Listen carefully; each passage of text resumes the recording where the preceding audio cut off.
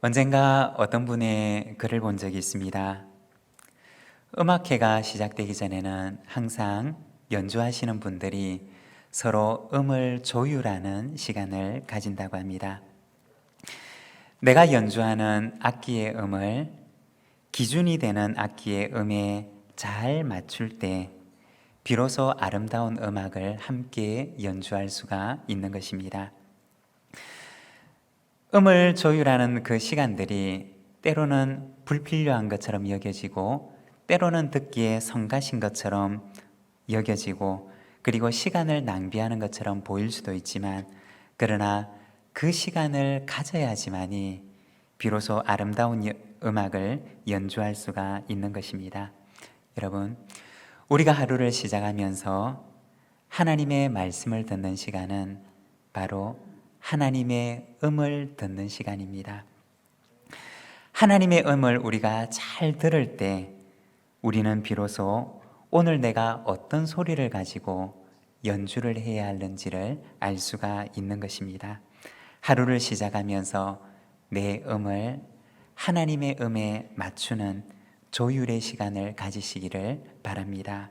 그리고 하나님의 노래에 맞추어서 오늘 나의 악기를 가지고 연주하는 하루하루를 살아가시기를 바랍니다.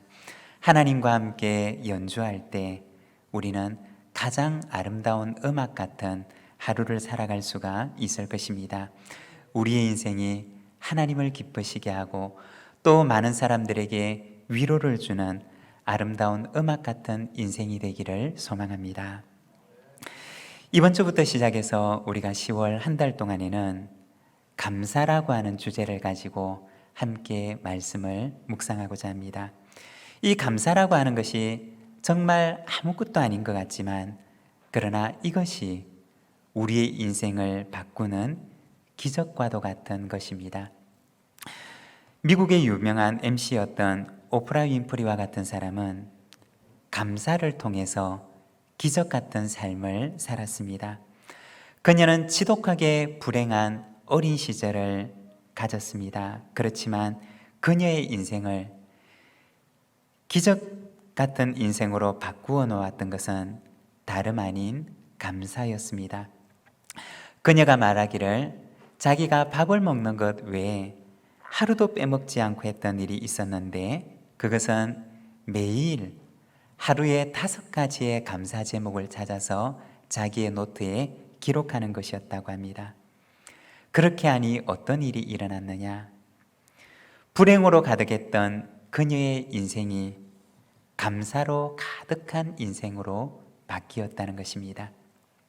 여러분, 혹시 내 주변을 돌아보고 나의 하루를 돌아보고 나의 삶을 돌아볼 때 나에게 감사한 것이 없다는 생각이 든다면 여러분 더 힘을 써서 나의 삶 속에서 감사의 제목들을 찾아보시기를 바랍니다. 그리하면 하나님께서 우리의 인생에 가득한 감사의 제목들을 발견하게 하시는 그러한 은혜를 허락해 주실 줄로 믿습니다. 우리의 인생이 감사로 가득 찬 기적 같은 인생을 살아가는 우리 부산진 모든 믿음의 가족들이 되시기를 바랍니다. 오늘은 우리가 출애굽기 15장의 말씀을 함께 읽었는데 22절에서 24절까지 말씀을 우리가 자막을 보면서 같이 한번 읽도록 하겠습니다. 함께 읽겠습니다. 모세가 홍해에서 이스라엘을 인도하며 그들이 나와서 수르 광야로 들어가서 거기서 사흘 길을 걸었으나 물을 얻지 못하고 마라에 이르렀더니 그곳 물이 써서 마시지 못하겠으므로 그 이름을 마라라 하였더라. 백성이 모세에게 원망하여 이르되 우리가 무엇을 마실까 하매. 아멘. 여러분, 여기에 보면 이스라엘 백성들이 애굽에서 나와서 홍해를 건너 이제 가나안 땅을 향해 가는데 광야라고 하는 곳을 지나가게 됩니다. 여러분, 감사와 원망의 거리는 얼마나 될까요? 우리가 생각할 때 감사와 원망은 굉장히 멀리 있는 것처럼 여겨지지만 그러나 사실 이 둘은 굉장히 가까운 지척의 거리에 있다는 것입니다. 금방 감사했던 사람이 돌아서서 또 금방 원망할 수도 있다는 것입니다. 오늘 우리가 읽었던 이 말씀에 보게 되면 감사와 원망의 거리는 불과 사흘길에 불과했다고 이야기를 합니다. 오늘 우리가 출애굽기 15장 말씀의 후반부의 말씀을 함께 읽었습니다. 그런데 그 전반부의 말씀을 보게 되면 어떤 내용들이 나오느냐? 이스라엘 백성들이 애굽에서 나와서 홍해라고 하는 커다란 바다가 그들의 앞을 가로막고 있는데 하나님의 기적 같은 은혜로 그들은 그 바다를 맨발로 걸어가게 됩니다. 그리고 그 홍해를 건너고 나서 그들은 하나님께 찬양하게 됩니다. 바로 그 찬양하는 노래가 오늘 우리가 읽었던 말씀 바로 앞에 나와 있는 출애굽기 15장의 전반부의 말씀입니다. 20절에서 21절을 보면 그들은 이렇게 노래하며 찬양합니다.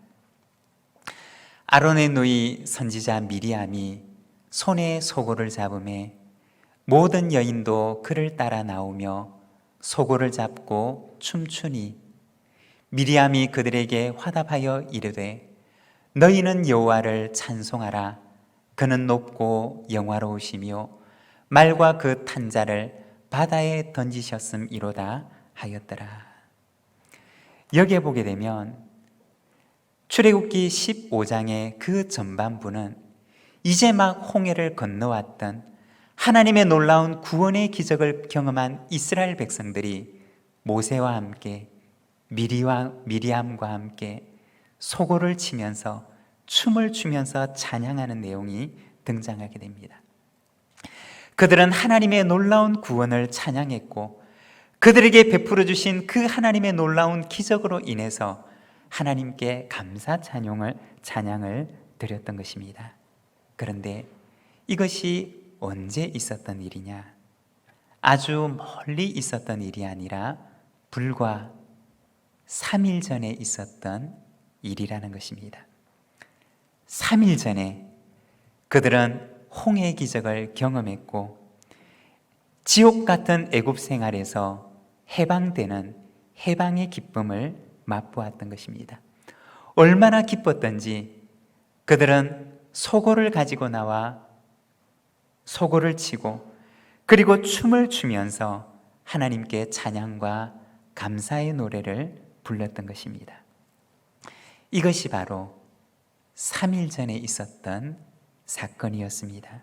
그런데 오늘 우리가 읽었던 본문 22절에 보면 그 찬양의 소리가 그치자마자 바로 그때의 감격이 아직까지도 가슴에 가득할 것 같은데 그런데 22절에 보면 그들이 나와서 수르 광야로 들어가서 거기서 사흘 길을 걸었으나 물을 얻지 못하였다고 이야기를 합니다.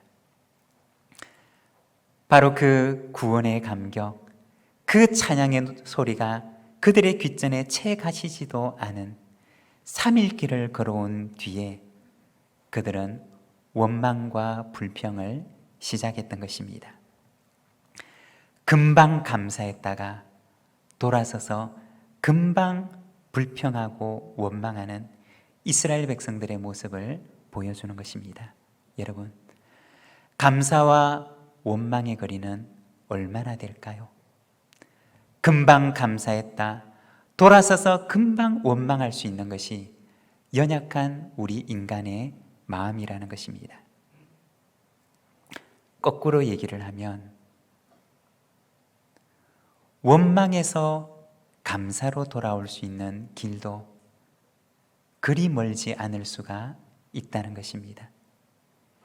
금방 감사했다가 금방 원망했던 이스라엘 백성들의 그 모습을 바라본다면 우리가 거꾸로 생각을 하면 오늘 원망할 수 있는 처지에 있다 하더라도 오늘 원망과 불평으로 가득 찬 환경 속에 처해 있다 할지라도, 마음속에서 원망과 불평의 마음이 불처럼 일어나는 그 순간이라 할지라도 내 마음을 조금만 바꾸어 먹으면 원망과 불평의 마음이 금세 감사의 마음으로 돌아설 수 있는 것도 역시 우리의 마음이라는 것입니다.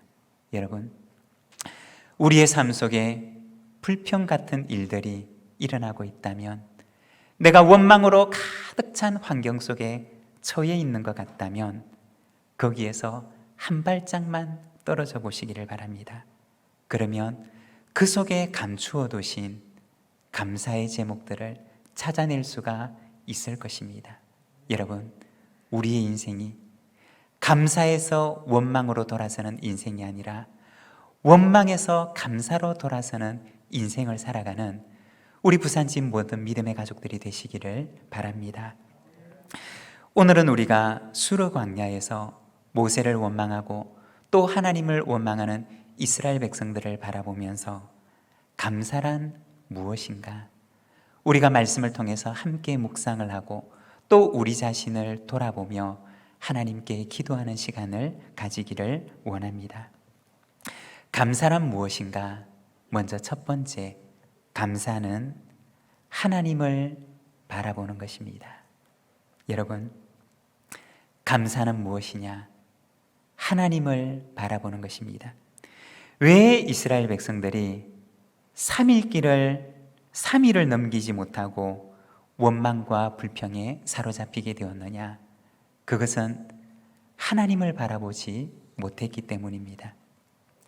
3일이라고 하는 시간은 사실은 그렇게 긴 시간이 아닙니다. 견디지 못할 정도로 그렇게 긴 인내를 필요로 하는 그러한 시간이 아니라는 것입니다. 그렇지만 왜 그들이 3일을 견뎌낼 수 없는 그러한 감사가 그들의 마음속에 없었느냐? 그것은 그들의 눈에는 광야밖에 보이지 않았기 때문이라는 것입니다. 광야밖에 볼 수가 없었고 그들의 눈 속에는 광야로 가득 차 있었기 때문에 하나님을 바라볼 수 있는 눈이 없었기 때문에 그들은 광야를 바라보았던 그들의 마음속에는 원망과 불평밖에 나올 수가 없었던 것입니다. 여러분, 우리의 마음이 무엇으로 가득 차 있든지 그것이 우리의 입술을 통해서 나오게 되는 것입니다. 여러분, 우리의 마음은 무엇으로 가득 차 있습니까? 오늘 우리의 마음과 우리의 입술은 무엇으로 가득 차 있습니까? 메마른 광야로 가득 차 있습니까? 아니면 광야에서도 먹이시고 입히시는 하나님으로 가득 차 있습니까? 예수님께서는 말씀하시기를 사람의 마음속에 있는 것이 입으로 나와서 그 사람을 더럽힌다라고 말씀하셨습니다. 여러분, 우리의 마음속에 메마른 광야로 가득 차 있는 메마른 마음이 아니라 그 광야에서도 당신의 백성을 입히시고 먹이시는 그 하나님으로 가득 차 있는 우리 부산진 모든 하나님의 백성들의 삶이 되시기를 바랍니다. 감사는 무엇인가? 내 마음속에 하나님으로 가득 채우기를 결단하는 것입니다. 비록 우리의 몸은 광야에 있지만 우리의 마음과 영혼은 하나님으로 가득 채우기로 결단하는 것이 감사라는 것입니다. 여러분, 감사는 결단입니다.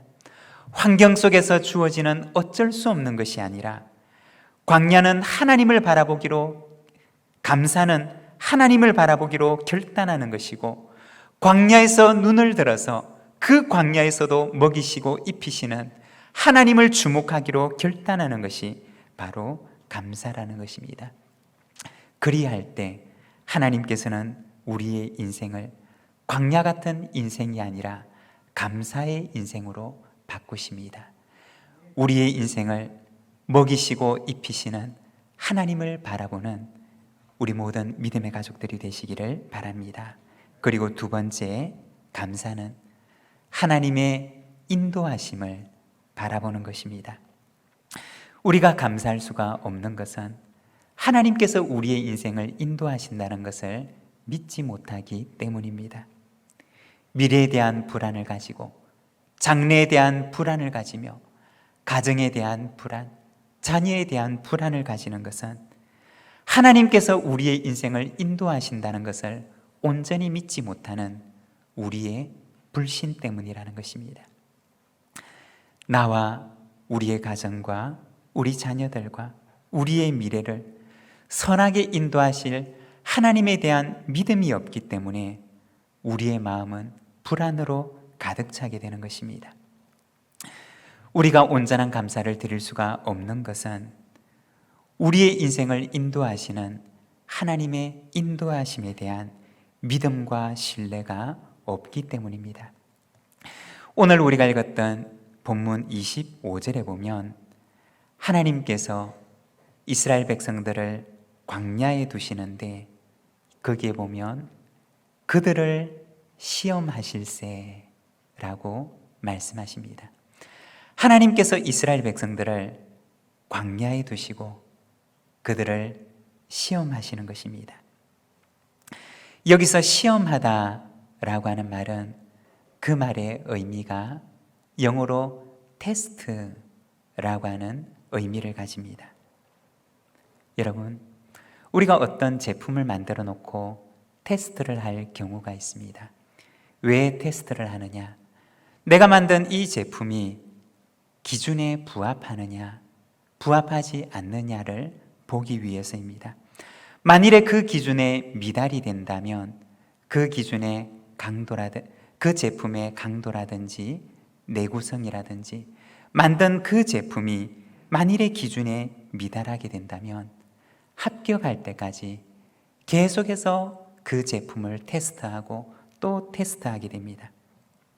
그리고 그 테스트가 언제 끝나느냐?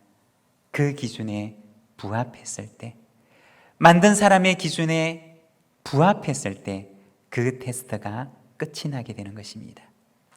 하나님께서 이스라엘 백성들을 왜 광야에 두시느냐? 오늘 우리가 읽었던 말씀에 보면 그들을 시험하시려고 하나님께서 그들을 광야에 두십니다. 언제까지 두시느냐? 그 테스트에 합격할 때까지, 하나님의 기준에 부합할 때까지, 그 기준에 부합하도록 하나님께서는 그들을 광야에 두시는 것입니다. 우리가 성경을 보게 되면 이스라엘 백성들은 광야에서 40년간의 테스트의 시간, 시험의 기간을 보내게 됩니다.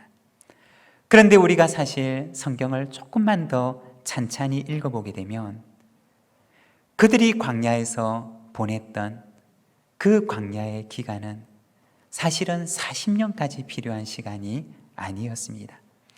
어쩌면 아주 짧게 끝날 수도 있는 시간이었습니다. 만일에 그들이 하나님께서 원하시는 그 기준에 부합하기만 했더라면 그들은 그 광야에서 40년이라는 시간을 보낼 필요가 없었다는 것입니다. 우리가 성경을 보면 이스라엘 백성들이 가나안 땅 문 앞까지 가지 않습니까? 가데스 바네아에서 12명의 정탐꾼을 보내지 않습니까?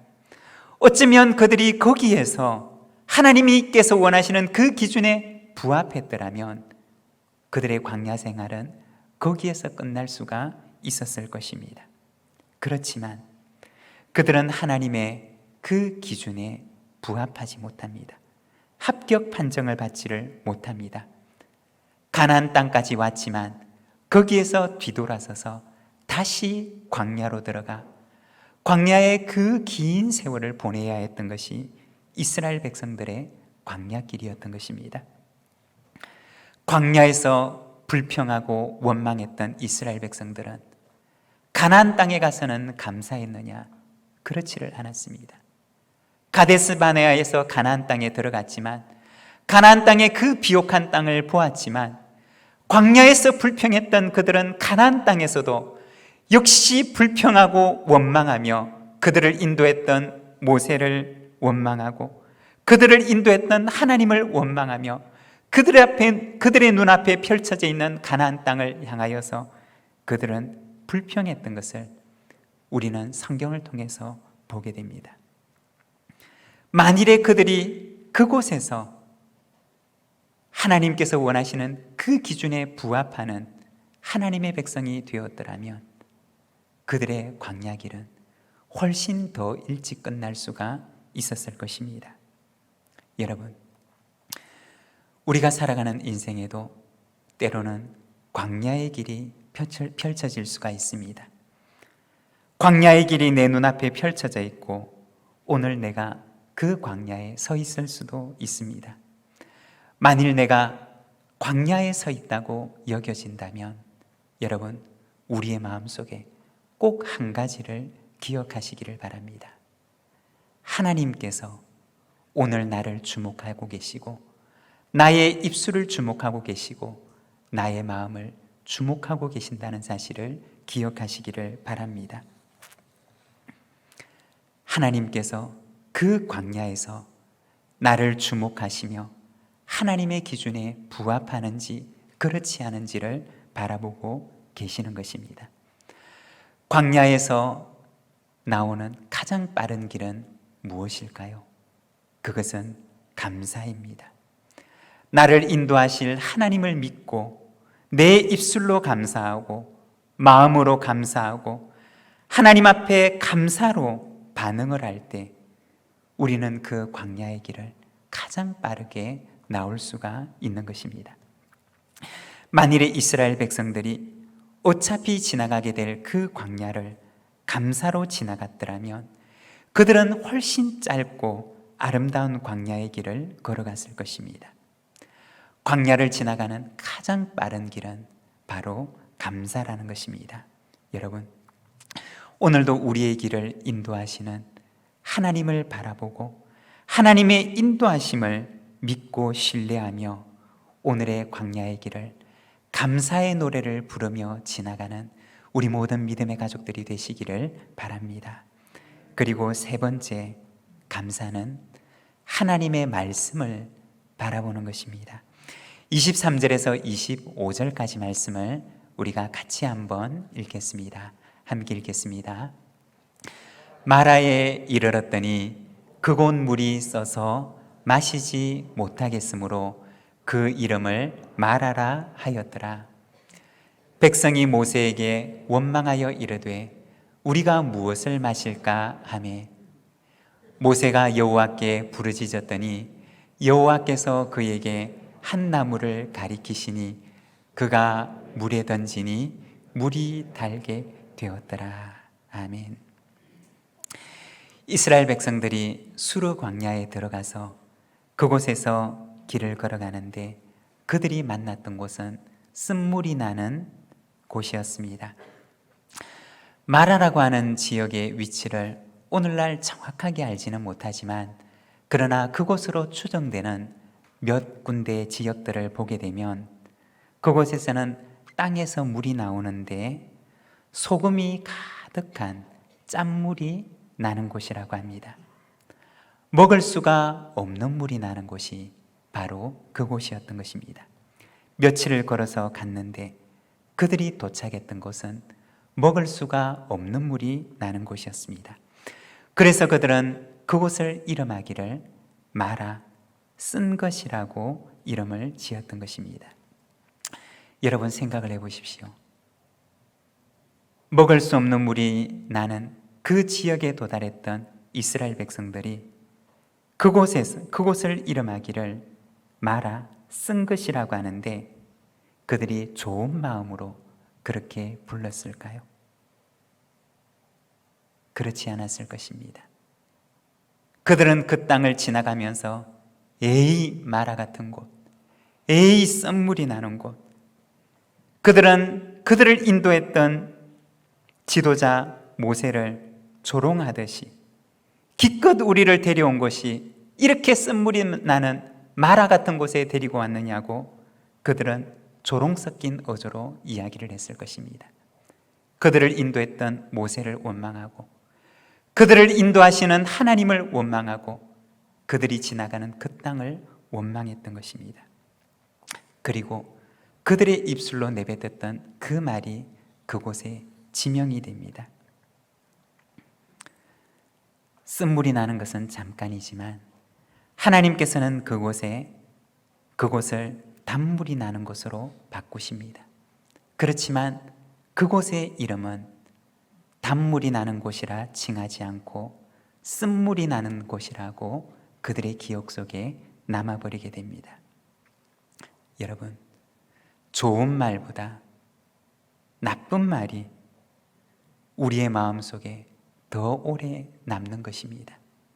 감사의 말보다 불평의 말이 훨씬 더 우리의 마음속에 오래 남고 우리의 영혼에 더 깊은 영향을 주는 것입니다.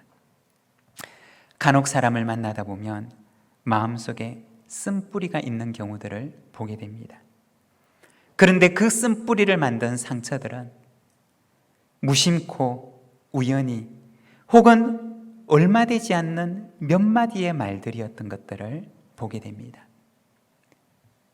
좋은 말보다 그렇지 않은 몇 마디의 말이 사람의 마음속에 더 깊이 남고 더 오래 남는다는 것입니다. 쓴물이 나는 곳에서 모세가 하나님께 기도합니다. 그러자 하나님께서는 모세에게 한 나무를 가리키시는데 그 나뭇가지를 꺾어서 그 물속에 넣게 될 때 쓴물이 나는 곳이 단물이 되게 하시는 기적을 베풀어 주십니다. 그런데 우리가 읽었던 이 출애굽기 15장의 성경을 보게 되면 그 나무가 어떤 나무인지에 대해서 성경은 이야기하지 않습니다. 어떻게 생긴 나무인지, 잎사귀는 어떻게 된 나무인지, 그 나무의 이름은 무엇인지, 그 나무에 대한 작은 힌트라도 줄 만한 것을 성경은 이야기하지 않습니다. 우리는 그 나무가 어떤 나무인지에 대해서 알고 싶지만, 그러나 성경은 그 나무에 대해서 아무런 이야기도 하지 않습니다. 오직 말하기를 하나님께서 가리키신 나무였다고 이야기를 할 뿐입니다. 나무가 중요한 것이 아니라 하나님께서 그것을 가리키셨다는 것이 중요하다는 이야기일 것입니다. 여기서 가리키다라고 하는 히브리어 단어의 원어의 의미를 보게 되면 가리키다, 지시하다, 혹은 가르치다라고 하는 의미를 가지고 있습니다. 이 말에서 율법이라고 하는 뜻을 가진 토라라고 하는 말이 나오게 됩니다. 마라를 바라볼 때는, 그 쓴물을 바라볼 때는 원망과 불평밖에 나올 수가 없는 것입니다. 그렇지만 하나님의 말씀이 가리키는 곳을 바라볼 때는 그 쓴물도 단물이 되게 하시는 기적의 역사가 일어나는 것입니다. 감사는 무엇이냐? 하나님의 말씀이 가리키는 것을 바라보는 것입니다. 내 눈앞에 있는 마라를 바라보는 것이 아니라 나의 원망과 불평의 근원이 되는 쓴물이 나는 것을 바라보는 것이 아니라 눈을 들어서 하나님의 말씀이 지시하시는 곳, 하나님의 말씀이 가리키는 곳, 하나님의 말씀이 내 영혼에 가르쳐 주시는 그곳을 바라보는데 쓴물이 단물이 되며 우리의 원망과 불평이 감사로 바뀌게 되는 그러한 역사가 일어나게 된다는 것입니다. 사랑하는 여러분, 만일 오늘 내가 걸어가는 인생의 길에 마라와 같은 쓴물이 나는 곳을 지나가고 있다면 그 마라에서 눈을 들어, 쓴물이 나는 곳에서 눈을 들어 하나님의 말씀이 가리키고 있는 그곳을 바라보시기를 바랍니다. 그리하면 쓴물 같은 곳도 단물로 변하게 하시는 기적 같은 역사를 우리에게 허락해 주실 줄로 믿습니다. 감사는 무엇이냐? 하나님을 바라보는 것입니다. 감사는 하나님의 인도하심을 바라보는 것입니다. 그리고 감사는 하나님의 말씀이 가리키는 곳을 바라보는 것입니다. 그리고 그것을 바라보기로 내 마음속에 결단하는 것입니다. 사랑하는 여러분, 하루를 시작하며 하나님의 음을 들으시기를 바랍니다. 하나님의 말씀에 귀를 기울이시기를 바랍니다. 그리고 내 인생의 악기를 들어서 하나님의 그 음에 맞추어서 내 악기를 연주하시기를 바랍니다. 원망과 불평의 악기가 아니라 감사의 악기를 들어 하나님의 음에 맞추어 하나님과 함께 아름다운 음악을 연주하는 우리 부산진 모든 믿음의 가족들의 삶이 되시기를 간절히 소망합니다.